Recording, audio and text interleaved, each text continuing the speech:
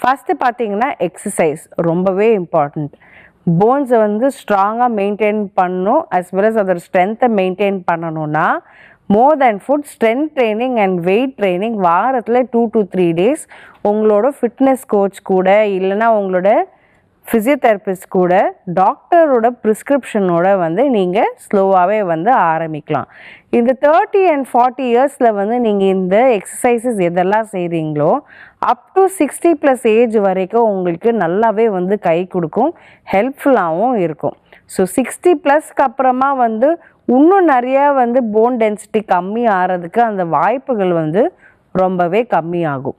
And இந்த exercise தவிர்த்து என்ன பண்ணணும் அப்படின்ட்டு பார்த்தீங்கன்னா நியூட்ரிஷன் ஆஸ் யூஷுவல் ரொம்பவே இம்பார்ட்டண்ட். நம்ம வாயில் என்ன போடுறோமோ அது ரொம்ப முக்கியம்.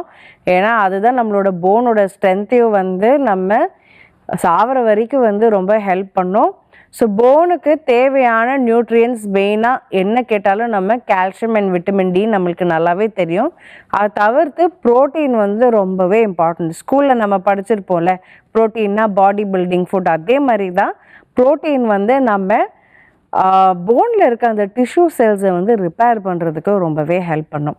அண்ட் அது கூட வந்து பார்த்திங்கன்னா zinc, selenium, phosphorus, magnesium, potassium, vitamin K, vitamin C, இந்த மாதிரி எல்லா நியூட்ரியன்ஸுமே விட்டமின் டி அண்ட் கால்சியம் கூட சேர்ந்து எடுக்கும் போதில் அப்போ தான் உங்களோட ஓவரால் போன் ஸ்ட்ரென்த்தை வந்து நல்லாவே வந்து கவனமாக ஹெல்த்தியாகவும் வச்சுக்கும்.